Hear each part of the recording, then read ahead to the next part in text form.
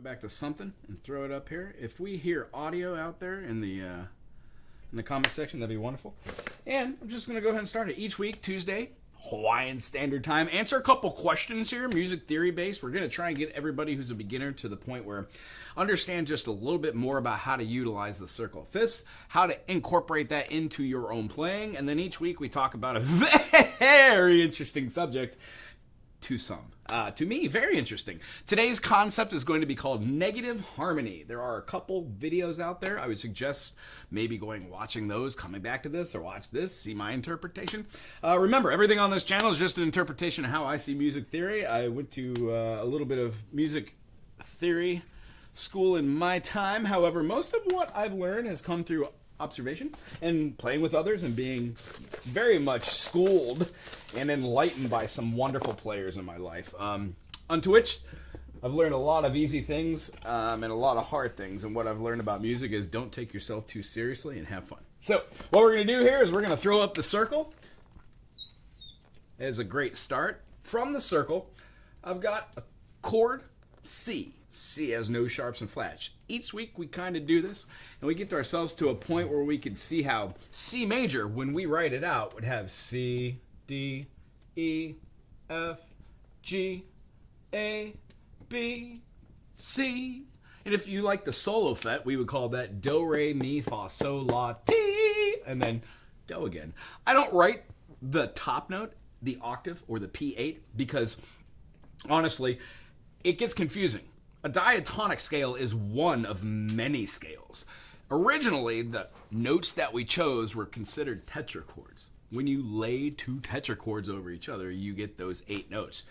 Generally, the one note that was shared is going to be the one you would consider a root note or the dominant in now our scale. So, notes consisting of 7 chords are what we lump these into.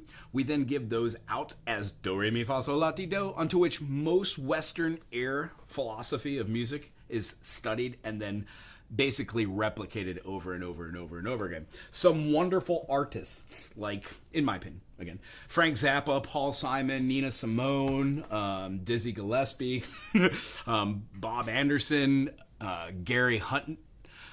Basically, the idea is utilization of this circle of fifths allows us to move to different concepts over and over in our music, sometimes getting outside the pocket and being in the pocket. The point of today's conversation for negative harmony is just another way to infiltrate your normal progressions with an alternate chord, so it just kind of spices it up. In a nutshell, what we're doing with negative harmony is we're taking the center of attention away from the dominant or the subdominant and the tonic, and we're tonicifying, making the one chord any of the notes inside of the scale, and then we're using a tone, which is what you would consider the opposite. I'm going to show you a little diagram on how you could do it in 2 different functions, one using a chromatic scale and the other one using a diatonic scale. So one thing I just won't pretty much discuss is those 4-note scales, the tetras. We also have 5-note scales called pentatonics. If you are a guitar player and you've been playing for many, many years, you definitely know major and minor, which would be Ionian and Aeolian. Those 2 modus give us the concept of having these 2 tones of happy, la la la la la la la la, and sad, la la la la la la la la. When we utilize those in different fashions, manipulating just itty bitty notes in theirs, whether a half step up or a half step down for a sharp or a flat, we're exhibiting a way to move those accidentals, change the note, and then alter the way that we view this music. So that's the real fun part for me to explain these, and I hope you dig this as well. If you're new to the channel, please subscribe, put a thumbs up, put something classy and awesome down in the comment section. Hey Tom, how you doing? Today we're discussing just a couple scales, going through the circle fifth again. And I would behoove you, if you have 5 minutes, get a piece of paper and a pencil, write this down with me. If you do it every day, it becomes easier, I swear. So, in the key of C, C major has no sharps and flats. So one of the really cool things we would like to do is define what we were talking about with the 1, 2, 3, 4, 5. I personally like to use the Roman numeral analysis. The aforementioned 1, 4, and 5 are the major chords. So when we play a chord progression like Louie, Louie, or anything, la la la, la la, la la la, la la, baby, baby, oh yeah, yeah, baby, baby, we gotta go now, yeah, yeah, yeah, yeah, yeah. That's what those progressions are. It's a major progression. When we have our minor, it alters the feeling of that super happiness and adds and interjects maybe just a little melancholy, a little bit of sadness. The modus that are derived from this basically take the steps onto which we move, and they move them up and down. So if we had something like our C to D being a whole step, our D to E being a whole step, or we could call that a full tone or a tone. We can call these half tones, which are half steps, or not whole steps. They're an amalgamation of what makes up our major second. Our major second is a minor second plus a minor second. So this is our diatonic scale. It exhibits these 7 notes. 1, 2, 3, 4, 5, 6, 7. Meaning, when we have these notes, we can literally sub some of these out to get a different feeling. And if you sub the minors out for minors, cool, they work. You can sub out the majors out for majors. They work as well. And what we like to do is maybe just sort of split the difference between the two. Hey, Walter, how's the weather over there right now? Got the circle fifths? Yes. I have relearned the circle fifths over and over and over again. One of the things that I want to show us here is how to derive the flats out of the sharps. Maybe learning like 14 different things on here is a little weird, or at least 12, because they are 2 repeating. The D flat is the C sharp. G flat is an F sharp. We see that go down on some circles. Right now we're explaining the whole half. I always do inflection there. Whole half. I don't write my last one in, but it does go from B to C, which is one of our naturally occurring half steps. And then we also have our E to F, which is another naturally occurring half step. So when we move C to D, we're not going C to C sharp, which would have been a half tone. The only natural occurring half step in the key of C, which is called C Ionian or C major, occurs between the E and the F, and then the B and the C. So to me, that's where the meat and potatoes are of jamming. If I have an instrument, and I should grab one, today I'm going to play with a little bit of that ukulele. If you have your instrument, play along with me. See if we're in tune. Close enough for music. So C, if I'm playing a C major scale, let's just say on the ukulele.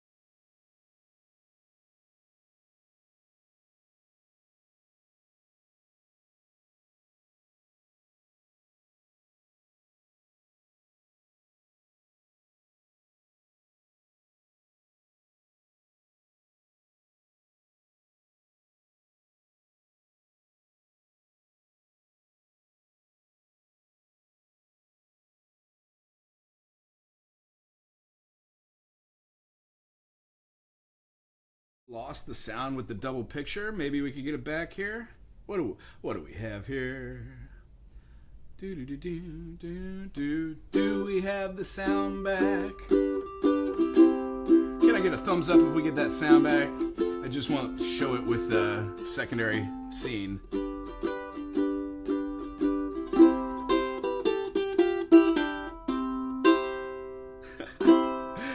Yes. So, playing through C, D, E, F, G, A, B, C. If I wanted to alter that in any way or just to play through that, I would be changing the modus of Ionian. That's simply what I'm trying to say.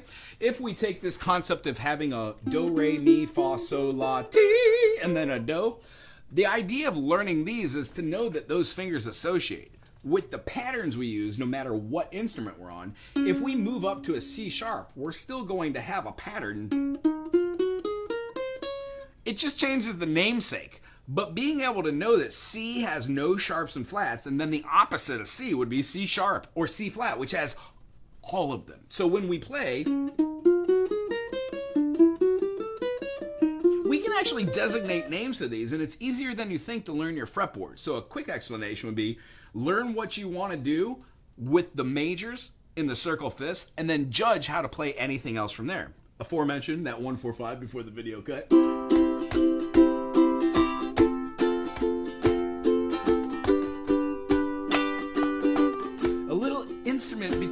be that C major. And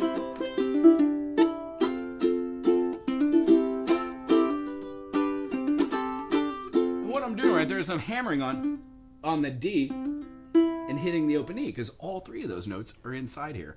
When I go to play a solo or something, I would play the same thing and then use my half step. Hear how the B to C and the E to F really stand out in the key of C major when playing a major melody. That's because we haven't really influenced it with anything other than these notes. And what I would say, the notes that cause the most tension and release are the ones that aren't stable. So the concept behind that is this. When we play a 1 chord, a 3 chord, or a 4 chord, or at least the notes, these are the ones that are stable inside of this 7-note equation. Means every other one of these kind of want to resolve to the note right next to it. If you play a D note, it wants to resolve back to the 1. If you play the E, it kind of wants to go to the 1 too, but it also wants to gravitate towards the dominant and the subdominant. When you play this dominant, it's already moving towards this way or that way. So the E itself can remain somewhat stable. When we have the G, it's stable because it pulls back the A towards it tonally, and then it pulls the F towards it. Meaning, kind of view these as like our solar system or anything that has mass or gravity. They pull the sounds back and forth together. And that's what we exhibit with our ear and our emotions. So tying those together with names is really awesome. Moving on, when we play to the next note, we're going to go to the G because it's 5 notes away. I call this the circle of fifths for a reason. C, D, E, F, and G. When we go to the G, we take that note and we replace our C in our spelling. Our C goes away, our D goes away, E goes away, F goes away, G goes away, A goes away. And what happens is we write out those same notes. G, A, B, C, D, E, P, D, F, and then G. And what happens, because this last one is a diminished, and it's the one right before G, it gets our first sharp. That sharp is F sharp. Now, this is how I remember it. Whenever I write my circle of fifths, I write my circle. I know that C's right here. I count out 5 notes. C, D, E, F, G. When I get to G, G now has 1 sharp. It just so happens when you're doing the circle of fifths, going the other way, we call it the circle of fourths. When we talk about negative harmony at the end of this video today, we'll talk about when you play any progression, it's always going towards the 5.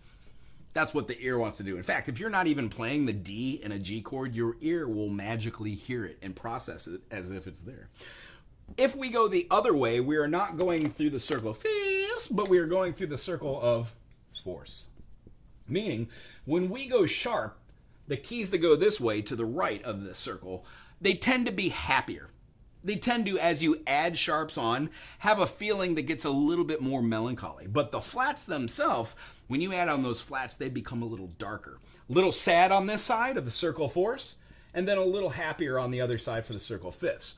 Meaning, this way that we go represents somewhat of a negative resolution, meaning we're always going to find our way back to the 1 or having that da da da da da da da dun dun dun dun da da da dun da da da dun dun dun dun. If we went up to the 4 na and back, it's a type of cadence called plagal. The idea is we use this circle of fifths to understand how we hear music, and then we replicate it and alter it just a little bit once we learn the rules. That's the fun, at least it is for me. So, if you have any questions about this, I don't know why the sound cut up, guys. I'm so sorry.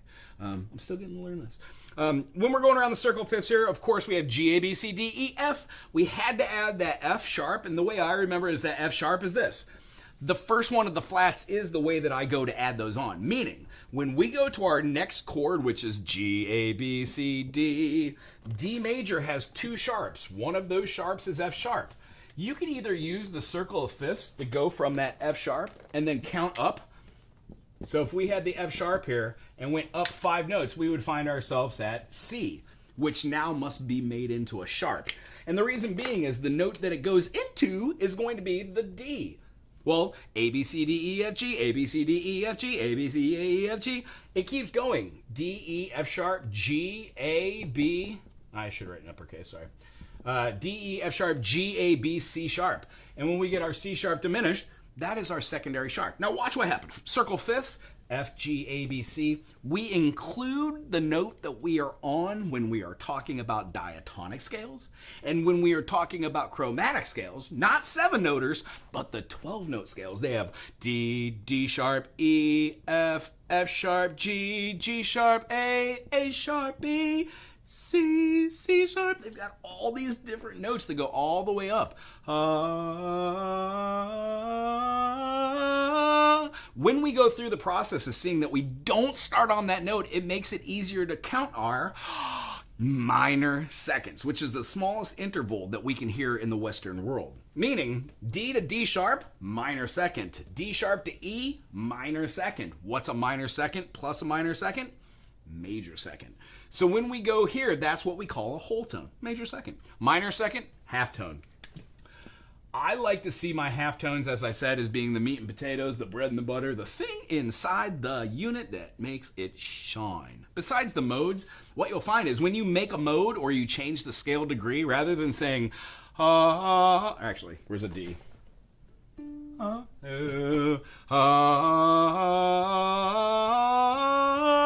You can start that and start that same scale from the F sharp,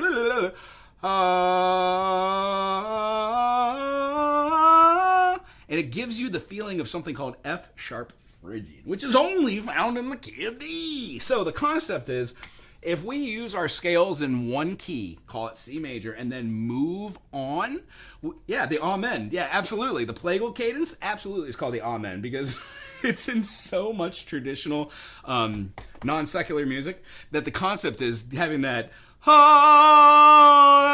represents the amen or the amen. Cool, good point. And then when we go on from D, D has those two sharps. The concept is the note right before it comes. If we keep going through the circle, we would achieve having an A, an E, a B, and then an F sharp, which is also a G flat. At this point, we've started our circle of force going this way. So what I like to do is generally from this point is just draw my flat in a different key. I have my F because it's standard to go this way. When we move this way, we have 1 sharp in the key of G, 2 in D, 3 in A, 4 in E, 5 in B, 6 are going to be in F sharp. When we go the other way, count it with me. F goes to what? We count 4 notes away. We get F, G, A, B. So that first B we have there, that's our first going this way. That happens to be the second flat. The flat that's in F is B flat. So when we say F, we say F major, G minor, A minor, B flat major, C major, D minor, and then E diminished.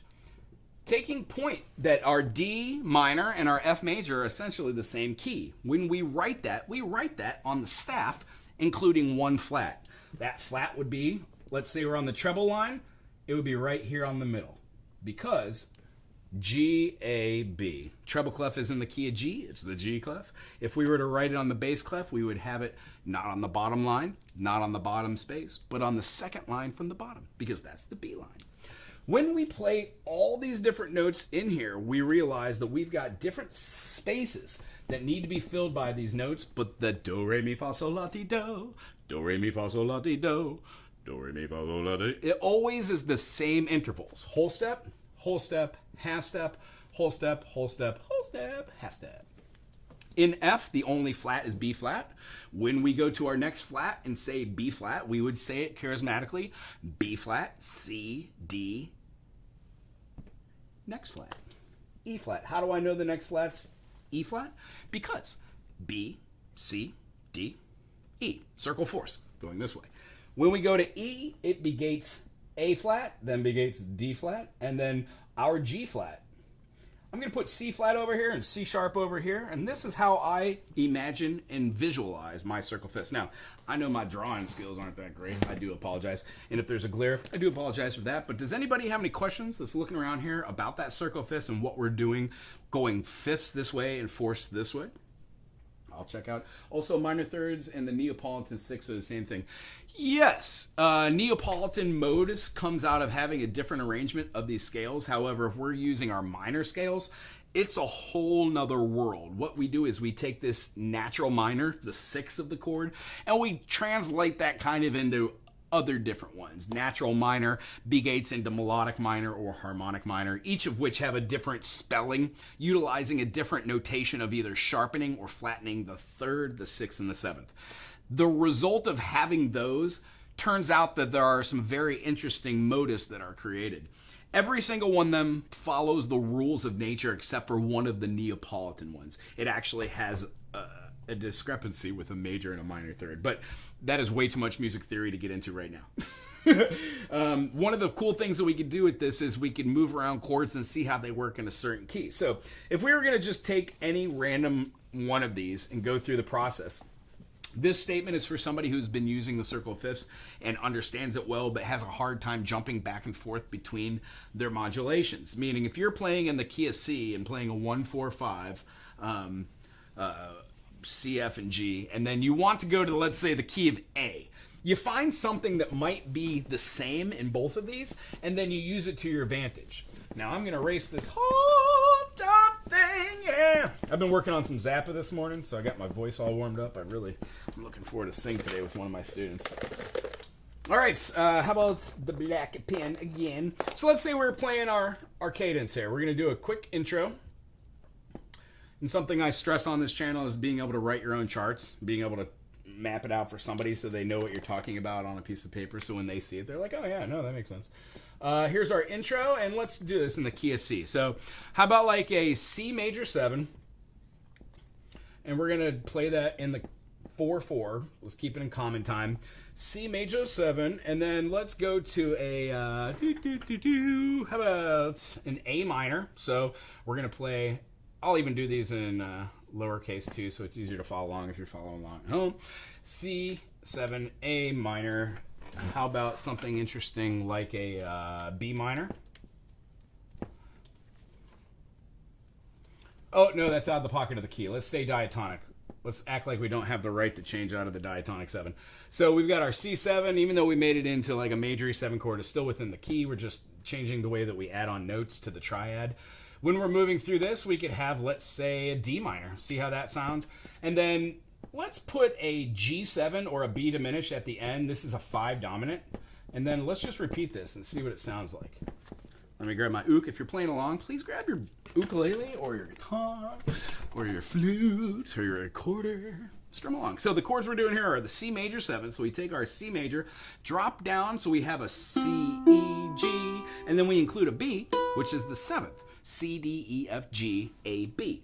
B, being the major 7th of the chord, gets added. That's why we name it as such. When we move from the C major 7 to the A minor, an A minor 7 is strumming this instrument open, but I don't really want to hear that G note. I want to put the finger on the A to close that. So let's hear what that sounds like. Ooh,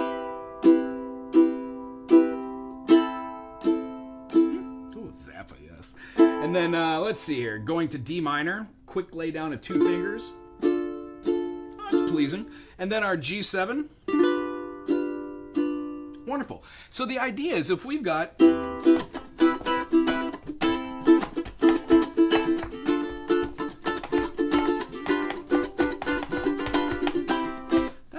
kicking. I really enjoy that. How would we alter this and change this in another way to let the mind see what our possibilities are? If we're playing the C7, let's keep that there because the C in the key of C major is super stable. If we're wanting to get to the key of A major, and we're down here playing this A major 7, just like we would play this C major 7, and then we wanted to go to the relative minor of A, which A, B, C sharp, D, E, F sharp. We would throw that right here. We'd have our F sharp minor. Our next note was the minor second, C, D. So we would take the minor second of A, B, and we would play a B minor. And then this last one was the 5 dominant, which means any 5 chord, any chord that is the 5th interval in any major key can be turned into a dominant. And what that absolutely means is, remember how we made the C major 7 and we said, hey, we're going to talk about C. Ta-da! Well, there's 2 C's in this. C, E, G is a triad, 1, 3, 5. We get that from our spelling of C, E, G. So if we take that same concept and add on another note, a seventh note, we have our option of two seventh notes. We could either use the natural seven, which in the case of C would have been C, or we could use a minor seven, which would be the B flat. So the three different chords we learn: C major 7, C dominant 7. The dominant chord, C7, generally called that because we're lazy, we don't say dominant. That sounds so ever so much like a diminished chord. And the reason being is when you take that 5 chord and you add one more note, you're playing the diminished. 2 of the notes of the diminished chord are the same, and you're left with the 2 notes on top and bottom, which give you the feeling of... See that? Does that make sense? So in the key of C or in the key of A, it doesn't matter. If we learn it in every key, we could go through the process of just seeing how every single major, G major 7, G dominant 7, or F major 7, F dominant 7, or F7. Each one of these is now turning into somewhat of our lending chord. You can define them as being different chords, as if we were to play a D7 on an ukulele or even on a guitar, and on anything, and then we just simply played it in another way, we can define this one as being F sharp diminished because it leads back into G. It feels good. G, A, B, C, D, E, F sharp diminished G. So here, when we're playing this groove, how do we get from here to here? We can use this 5 dominant. What's the 5 dominant in the key of A? A, B, C sharp, D, E. You guessed it, E7. So E7, believe it or not, sounds like a G sharp diminished. Meaning, I would like to be able to use this G7, which tends to feel like a B diminished, and that goes into C. I want to get to the key of A, which means before I do this one, I probably play that E7. So the concept in my mind is we're going to use a secondary dominant the second time through so we could get down here to this same chord progression. And here's what it'll sound like super, super slow. 1, 2. Oh, that's right. I'm playing the wrong chord. C major 7.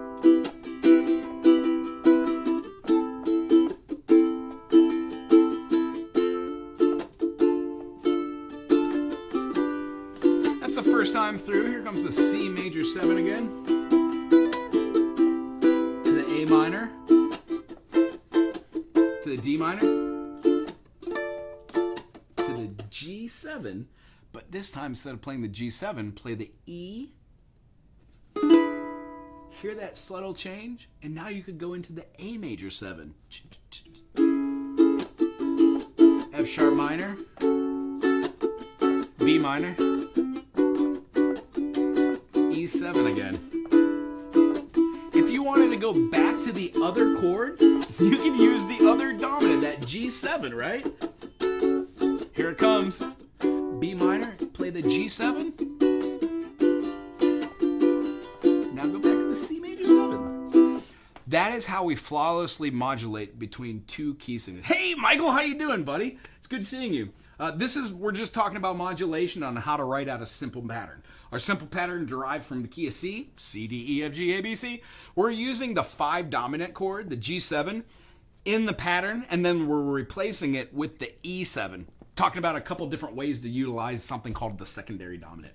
When we're going C major 7 into our A minor, into the D minor, and then this G7 sounds cool.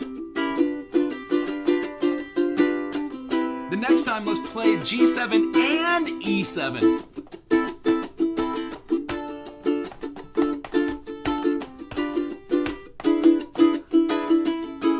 Now we're into A, F sharp minor, B minor.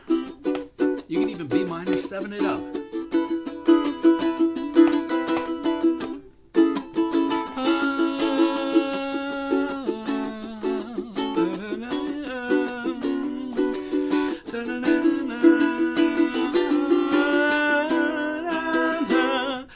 This concept will serve you well. If you've never heard about the secondary dominant, Google it. Leave this right now and go see it. It will be your best friend forever. The concept behind this is when we're moving around the circle of fifths, that's how I use the circle of fifths to look at a key and go, oh, well, heck, I could probably move to another. Now, we just randomly chose C and A, but if I wanted to choose something other than A, just for our explanation here, let's just write out our bar framing. Here's a new construct, so we're going to start it here, and we're going to be repeating it, so we're going to throw it on there. Let's give ourselves the same duration of measures, end our measure, and then throw up our repeat. What key are we going to go to? Let's use the circle fifths then. If we were to write out the quick circle, we would have the C, G, D, A, E, B, F sharp or G flat, and then C sharp. Going backwards, C flat, D flat, G flat, I'm sorry, G flat, D flat, A flat, E flat, B flat, and then F. Woo! Mouthful. So here's the idea that I was alluding to earlier. If you've been watching the circle fifths and it's just stumping you a little bit here, if you know how many sharps are in, let's say, the key of A, because we just did A, there are 3 sharps in the key of A. B minor 7 it up. I know, right? Such a fun chord on every instrument. B minor 7, by the way. Also a D6, just the way that you hear it. Names of notes have 2 different enharmonic names, so when you change the name of where those triads sit, you sometimes get another chord if you add a 4th note, regardless of what that is. That's also another really fun thing to do with negative harmony that we're going to talk about right at the end of this video. So A major, C has none, G has 1, D has 2, A has 3. One of the sharps is F, which is in the key of G. 2 of the sharps are in D, F, and C, and then 3, F, C, and G are in the key of A. So, check this out. How many notes are in a scale? 7 are in a diatonic scale. How many notes are in the key of A? There were 3. 1, 2, 3. How many notes are in A flat? There are 4 flats in A flat. It works with every single key. How many sharps or flats are there in the key of, let's say, F sharp? Well, C has none, G has 1, D has 2, A has 3, E has 4, B has 5. So F sharp has 6. How many notes are in a scale? 7. That means that if there are 6 sharps in the key of F sharp, when you flatten it, there is 1 flat. The key of F has 1 flat. F, G, A, B flat, C, D, E, F. So, being able to go through that process daily, I know that I make it sound fast or simple, but the concept is this has been a very hard thing for me. I want to be able to give you this hand tool mechanism and to visualize this, as well as using your landmark system on the treble clef and the bass clef to see how these notes sit. So when you're looking at these notes, let's actually use a third. We could have a root, a third, and a fifth, and then we could have our root. When we see these as being tangible, all of these would move. If we had a G major, we would have our G here on the treble clef. G's on the G line. We would have our B, and then we would have our D. Well, the top line is the F. That must mean that that's the G. If I had the key of G major, I would know that I had 1 sharp, and that sharp is F sharp. So every time I say an F, no matter if it's on the bottom space or the top line, that sharp has now been sharpened to the accidental of sharp, meaning goes to If we go around our circle fifths and we say, let's go into the key of B from this progression, how do we get that concept of what to use? Well, what's the fifth of B? B has 5 sharps.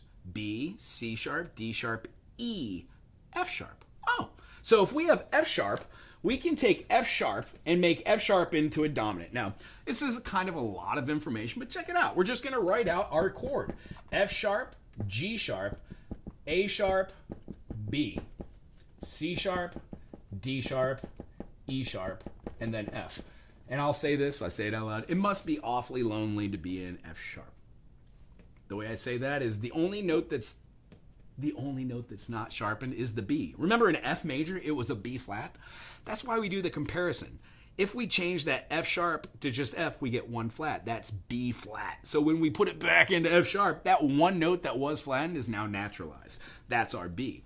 If our fifth in the key of B is F sharp, when we look at F sharp's key and we make that into a dominant chord, we would need to go 1 3, 5, which would give us our triad.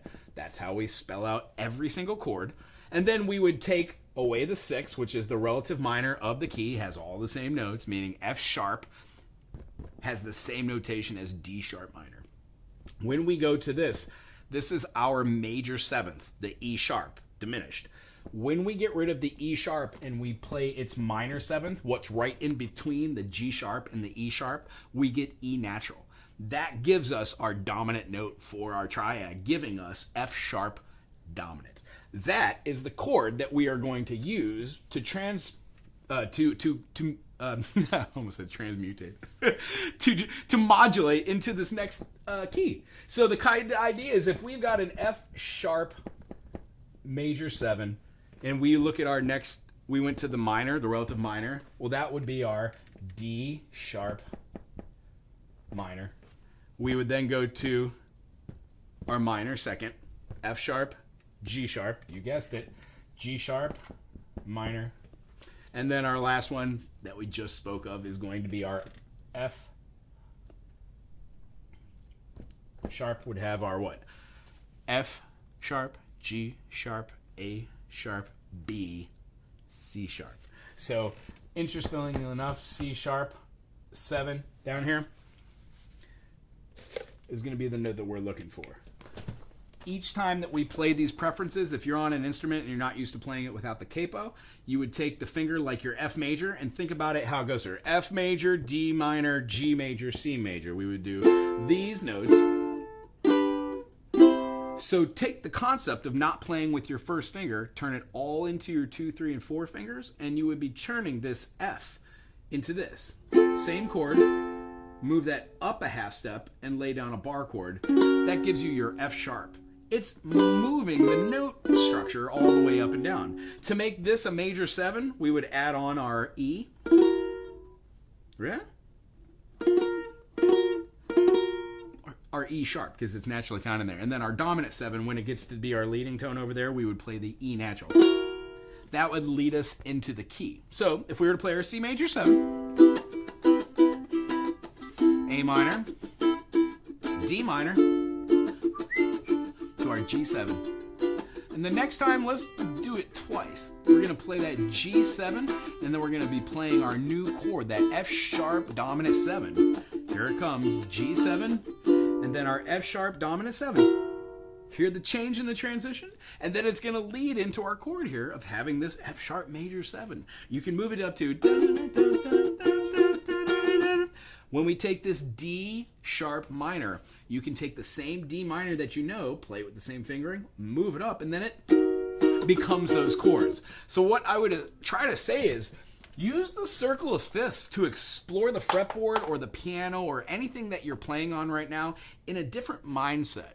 Try and take your triads, dissect them, and then see what extra note you can add on to make it a more full sound. This allows us to change out chords. And then the last thing that I wanted to talk about today was going to be negative harmony. But before I do that, if anybody that's watching right now has any questions about what I just talked about, please throw it up there. Answer a couple questions. Doesn't even have to be related to this. If you just want to chit chat. Tell me where you guys are at. What's going on? And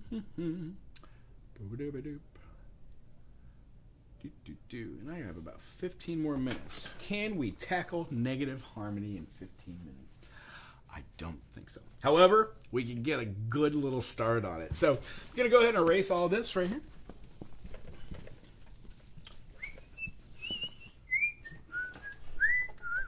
One of the things that I like to do when I'm trying to explain negative harmony to my intermediate students or my advanced students is that, is it used? Yes. Is it something that all musicians call to? No. Is it something that musicians even know that they're doing? No, not really. My friends, happy birthday. Yes, it is my birthday this week. That's funny. And then, let's see here.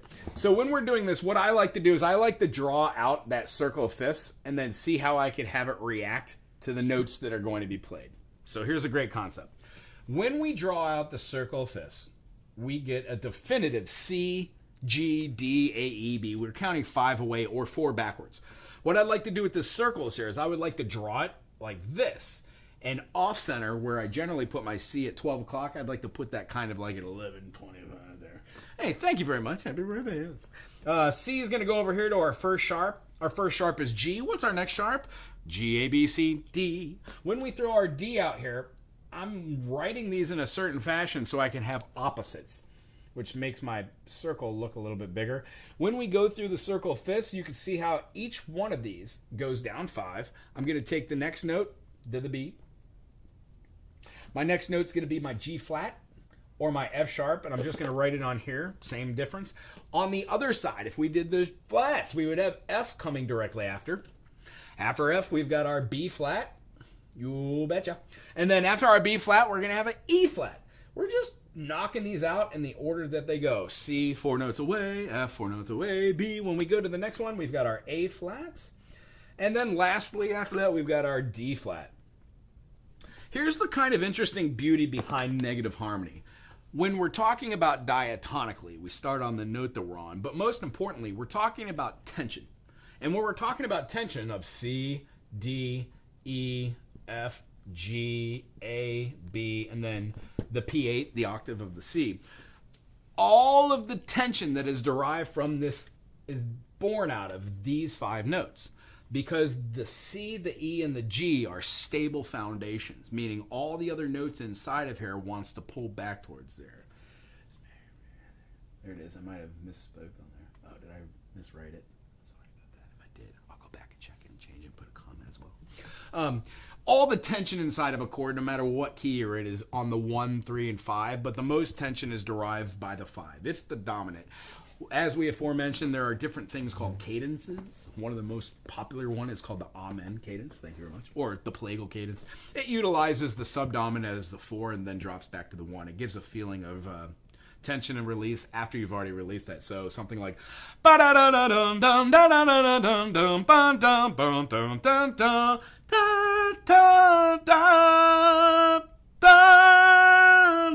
it goes back to that tonic after there.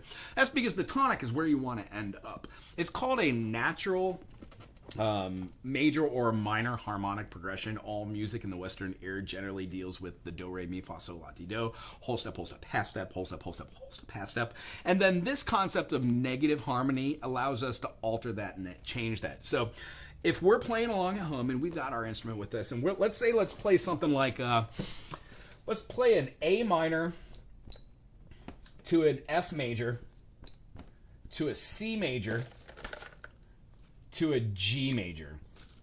So these are our chords. We're going to just do this over and over again. So we've got our, what is our A minor? We have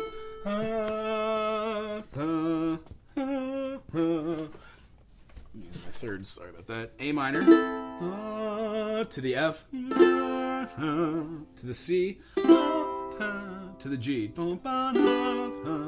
A minor sounds like the Game of Thrones. Or I don't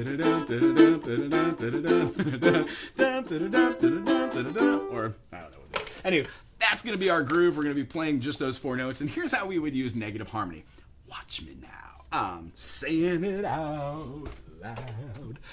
When we go from C to G, that's my negative harmony note in a diatonic structure. Our concept is we're moving through these notes and replacing these in each pattern. So our C becomes a G. Our F becomes a D. Our A is going to become a B flat. E becomes an E flat. A flat becomes B. And G flat becomes D flat. Now, this constitutes the idea of flipping the feeling of where the tension lies here. It means that when you tonicify any other note that's inside of our scale here, you now change the function of where the tension is. When we use almost every standard progression, it is called, it's called a fifth. When you use a negative harmony to resolve your tension, it goes back and it does it as a fourth. That's the simplest way to explain this. It doesn't work for every key. It doesn't work for every concept. It doesn't work for every note. And if you'd like to hear some cool examples of this, there are a couple other musicians out there that are doing videos on this. I would say check them out.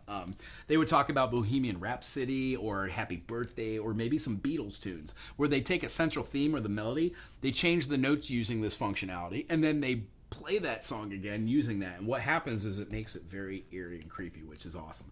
That's not what I'm trying to achieve here today. What I'm trying to achieve here today, oh, thank you very much, Michael. What I'm trying to do here is to achieve is just the idea that you can think outside the box. And if you've never thought this way, give it 5 minutes this week, if you would, to just try and understand this concept, and then Google it, get as much information as you can, come back here, watch this again, put something cool in the comment section. Thank you very much for the birthday wishes. I always forget when it's my birthday. Thank you for Rachel, too, for reminding me that. Well, I don't think I wrote it wrong. I just can't remember that. Oh, right on, yeah. It was a weird key. Sorry, F sharp. Generally, don't play an F sharp. So, going through here, you can see how we could change back and forth through these negative harmonies. Our A minor, how do we spell an A minor? And I'm kind of running out of time, so I might talk a little fast and go a little faster here. I'm sorry about that. A minor in the key of C is the minor 6. A, C, E. So when we take A, C, and E, and we use our negative harmony tool, we would take the A and turn it into a B flat. We would take the C and turn it into a G. And then we would take the E and turn it into an E flat. So here's a real kicker. You don't necessarily have to use the notes that are given here, but generally when doing this, you'll find yourself being able to use the first, the fourth, or the fifth that when it's swapped out. When we have an E flat and a B flat, it makes me think I should be thinking flat chords. Okay, well, what keys have 2 flats? Well, that would be B. B has B flat and E flat, but it might be in another key. The concept is, what does that C do to it? So immediately I would write out something along the lines of B, C, D, E, F, G, A. Knowing that I've got 2 flats in the key of B flat, I write those out. Does this C line up with being a 1, 3, 5? And if the answer is no, that's not the key we're in. If I go here and I put something along the lines of E flat, so E, F, G, A, B, flat, C, and then D, I would have 3 flats in the key of E. The next one would be, of course, the A flat. Is this what it is? So is B, C? Well, no. This doesn't make sense, does it? So what happens is you would have your A and your B flat being swapped out, your C and your G. So that C, when it becomes a G, completely alters the way that that feels, doesn't it? You have to do it for each one of your notes, or else the process won't work. So your A minor flips back into, we could have our B, C, D, E, F, G, A, E, G, B. There's that note we were looking for. So if we put an E flat here, an F here, a G here, an A here, and a B flat here, we would have C, D. We still have these notes. See how A here is right next to it? Doesn't really matter, does it now? We've got our notation of having an E flat, a G, and a B flat. That's it. Look at us now. We're playing an E flat. And if you know your key signatures, if we were playing this, we would have our E minor. So the concept is behind here is we have changed our note here from let me write that in a different, from an A minor to an E minor. If we're going through the process of seeing the F, let's do it again.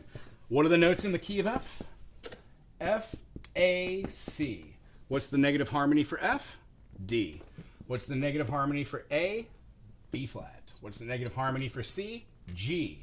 Looks like to me that if we flip these around, a G, B, D, after programming ourselves to just know what that is, G, A, B, C, D, E, F sharp, G, is a major. When we flatten the 3rd, flatten the 6th, and flatten the 7th, we get a G minor. Therefore, G, B flat, D is a minor. We have just changed our negative harmony here on this note from an F into a G minor. And what happens is you do not have to use all these notes. When we do a C major, C, E, and G, we move all the notes out. C becomes a G, our E becomes an E flat, and then our G becomes a C. C, E flat, G is a C minor. So our negative harmony for a C major is a C minor. And then when we do our G major, we have a G, B, and a D. If we take our G, B, D, G becomes a C, our B becomes an A flat, and then our GBD, our D becomes an F. We could already see, because we've programmed our brain, that an F major would have FAC. So F, A flat, C is an F minor. When we have that F minor here, we write those in. And if you have your instrument with you, what you can see is regardless, I have taken my major chords, my minor chords, and I've turned them into negative. Do I use all of them? No, but check out. If I was playing something and did this,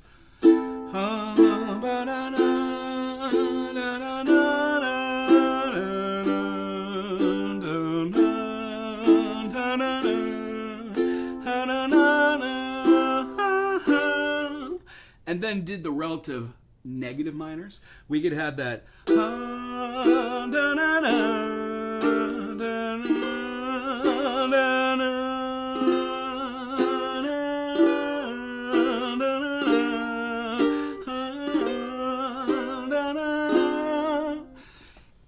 It's the same thing as tension and release, but utilizing it allows you to feel a little bit more dark, negative melancholy. It's good seeing you. Be well. I hope this information helped. Bye, Walter. When utilizing this, you don't have to use every single one of them. Let's say we just do the progression: A minor, F, C, and G, and then, oh geez, knocked over my can. So the next time, let's try the C minor in lieu of the C major. So we have an A minor to an F, to a C major, to a G. Now we're going to do the A minor to the F, to a C minor. How about the A minor to the F major, to the C major, to the F minor? That's a little abrupt and weird, so I probably wouldn't do that one. How about the A minor to the G minor, to the C major, to the G? That's an interesting. G minor to the G. You're using both the G minor and the G major in a cadence. How about get rid of that A minor the second time through and throw the E minor in there and then play the rest of the cadence rate. A minor, F major, C major to G. Aloha. E minor, F major to C, back to G. What you'll find when you do this, if you write a song and it has a melody line that is stuck and it sounds really good, that's your catch, your groove, your riff. You then can change around these chords. Using negative harmony helps you get there. Tell you what, ran out of time today, so it looks like next week we're going to be doing negative harmony, but explaining it through the eyes of the chromatic scale. This week we did the diatonic scale, meaning you must kind of know what a do, re, mi, fa, sol, la, ti, and do is. When we do that, we change every single one of our notations inside of our triad to represent something which we call a negative note. Every time you have a scale, like a if you reverse that but play it with the notes, you would have a relative mirror mode. Meaning every mode, if you play it backwards, whole step, half step, whole step, whole step, half step, turns into a different mode. Half step, whole step, half step, whole step, gives you a completely different tone. That's something we're going to be talking about next week when we talk about the chromatic way to use negative harmony. I hope this helps you on your journey. I really enjoyed being here today. If anybody has any dying questions, I would love to answer those. Otherwise, I'd really like you to have a great week. Do something fun. And maybe, if you would, could you share this channel with maybe somebody that you enjoyed playing and talking music with? That would really mean a lot. And then, if need be, check out this channel on Mondays where I play a couple of my originals. Check out all the people who join here because we're allowing others to drop links to what they're doing and forming this music community, or at least for myself, jumping a part of other music communities that have already been going for a while. Check them out, see what you think, and then have fun. If you have questions about any of this music theory nonsense, just get in touch. And if you're looking for lessons via Zoom, I do that as well. My name's Wago Howard. I teach in Hilo, Hawaii, and you can get a hold of me by emailing me at bookingwagohanaho@gmail.com. Aloha.